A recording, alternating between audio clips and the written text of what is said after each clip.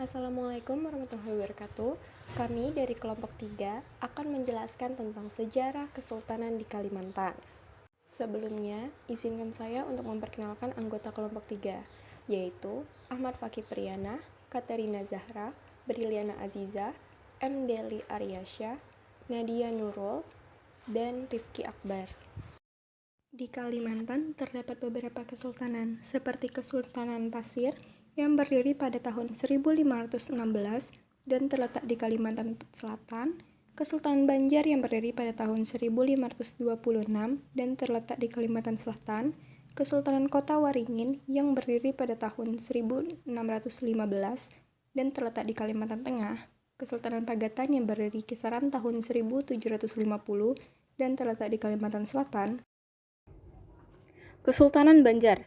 Wilayah Kesultanan Banjar meliputi 5 distrik besar di Kalimantan Selatan, yaitu Kuripan di Amuntai, Daha di Nagara Margasari, Gagelang di Alabio, Pudak Sategal di Kalua, dan Pandan Arum di Tanjung. Pada awal abad ke-16, Kesultanan Banjar bertindak sebagai wakil Kesultanan Demak di Kalimantan. Struktur pemerintahan. Sistem pemerintahan Kesultanan Banjar masih mengikuti negara Daha, di mana jabatan raja diturunkan kepada golongan tutus atau keturunan raja. Sedangkan jabatan tertinggi setelah raja, yaitu Perdana Menteri yang bergelar Mangkubumi, ditempati oleh golongan Jaba, atau rakyat biasa yang berjasa besar terhadap kerajaan.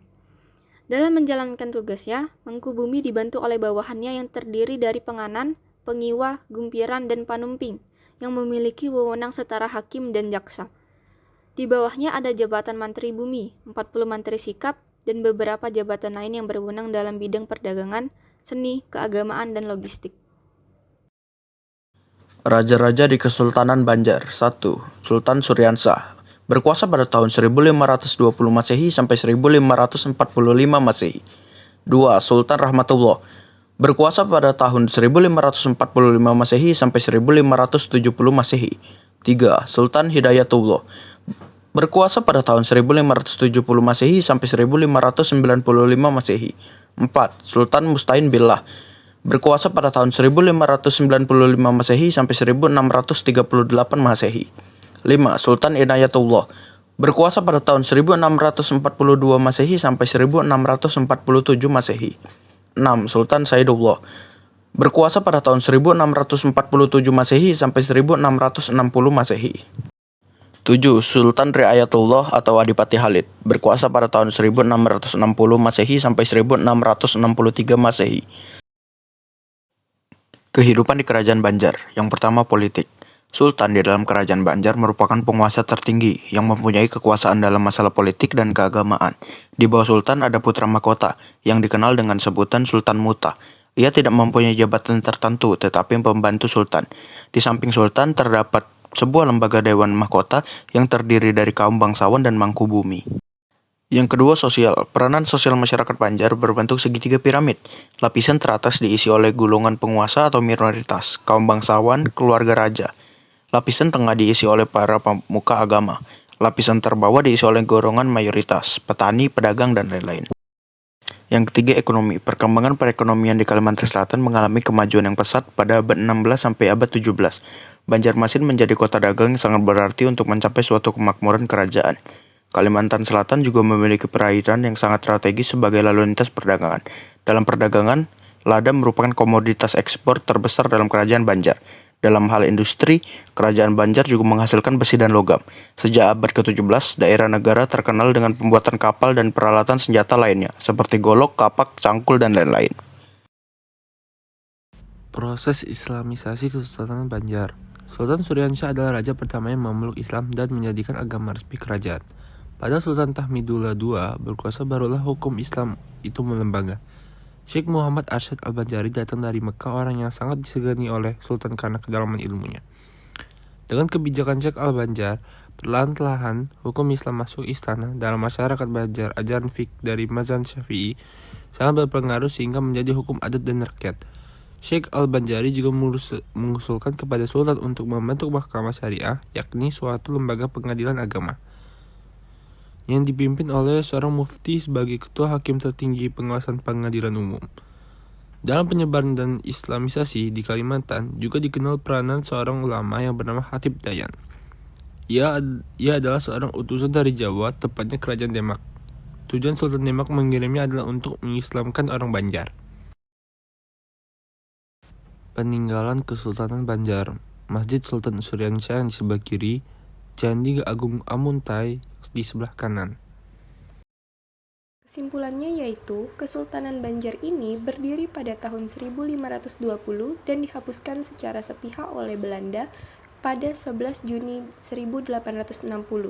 Namun, rakyat Banjar tetap mengakui ada pemerintahan darurat atau pelarian yang baru berakhir pada 24 Januari 1905. Kesultanan Pontianak. Kerajaan-kerajaannya yang terletak di daerah Kalimantan Barat antara lain Tanjung Pura dan Lawi.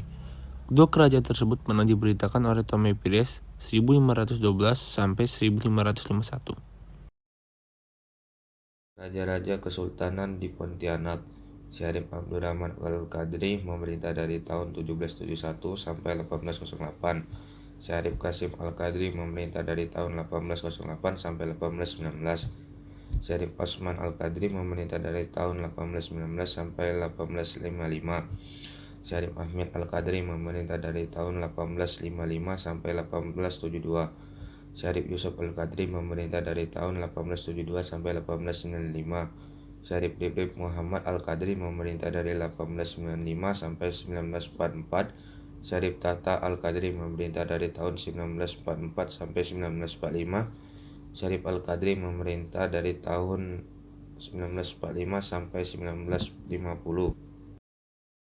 Kehidupan politik Kesultanan ini berlangsung dari selama 2 abad, yaitu sejak tahun 1771 sampai 1950. Selama Kesultanan ini masih eksis, terdapat 8 sultan pernah berkuasa.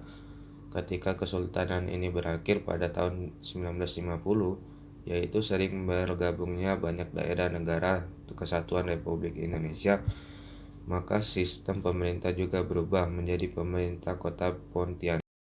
Pada tahun 1943 sampai 1945, pejuang-pejuang di Kalimantan Barat ikut berjuang melawan kolonialisme Jepang di Indonesia, sebagaimana yang dilakukan pejuang-pejuang di Jawa dan di Sumatera. Puncaknya pada tanggal 16 Oktober 1943 terjadi pertemuan rahasia di Gedung Medan Sepakat Pontianak yang dihadiri oleh tokoh-tokoh masyarakat dari berbagai golongan. Mereka bersepakat untuk merebut kekuasaan dari pemerintah kolonial Jepang dan mendirikan Negeri Rakyat Kalimantan Barat dengan lengkapnya 18 materinya. Kehidupan sosial. Masyarakat Pontianak dikelompokkan secara sosial berdasarkan identitas kesukuan agama dan ras. Pengelompokan berdasarkan suku, yaitu pertama, komunitas suku Dayak yang tinggal di daerah pedalaman. Komunitas ini dikenal tertutup, lebih mengutamakan kesamaan dan kesatuan sosio-kultural. Kedua, komunitas Melayu, Bugis, dan Arab yang dikenal sebagai penganut Islam terbesar di daerah ini, yang lebih menekankan aspek sosio-historis sebagai kelas penguasa. Ketiga, imigran Cina yang tinggal di area pesisir, yang dikenal sebagai satu kesatuan sosio-ekonomi. Kehidupan ekonomi di Kesultanan Pontianak. Tanjung Pura dan Lawe menurut berita musafir Portugis sudah mempunyai kegiatan dalam perdagangan baik dengan Malaka dan Jawa. Bahkan kedua daerah yang diperintah oleh Pate atau mungkin Adipati kesemuanya tunduk kepada kerajaan di Jawa yang diperintah Patiunus. Tanjung Pura dan Lawe atau daerah Sukanda menghasilkan komoditi seperti emas, berlian, padi, dan banyak bahan makanan. Proses Islamisasi Kesultanan Pontianak. Meskipun kita tidak mengetahui dengan pasti kehadiran Islam di Pontianak, konon ada pemberitaan bahwa sekitar abad ke-18 atau 1720 ada rombongan pendakwa dari Tarim atau Hadramaut yang diantaranya datang ke daerah Kalimantan Barat untuk mengajarkan membaca Al-Quran, ilmu fikih, dan ilmu hadis. Mereka diantaranya Syarif Idrus bersama anak buahnya pergi ke Mampawah, tetapi kemudian menelusuri sungai ke arah laut, memasuki kapos kecil, sampailah ke suatu tempat yang menjadi cikal bakal kota Pontianak. Syarif Idrus kemudian diangkat menjadi pimpinan utama masyarakat di tempat itu dengan gelar Syarif Idrus bin Abdurrahman Al-Aidrus, yang kemudian memindahkan kota dengan pembuatan benteng atau kubu dari kayu-kayuan untuk pertahanan. Sejak itu, Syarif Idrus bin Abdurrahman Al-Aidrus dikenal sebagai Raja Kubu.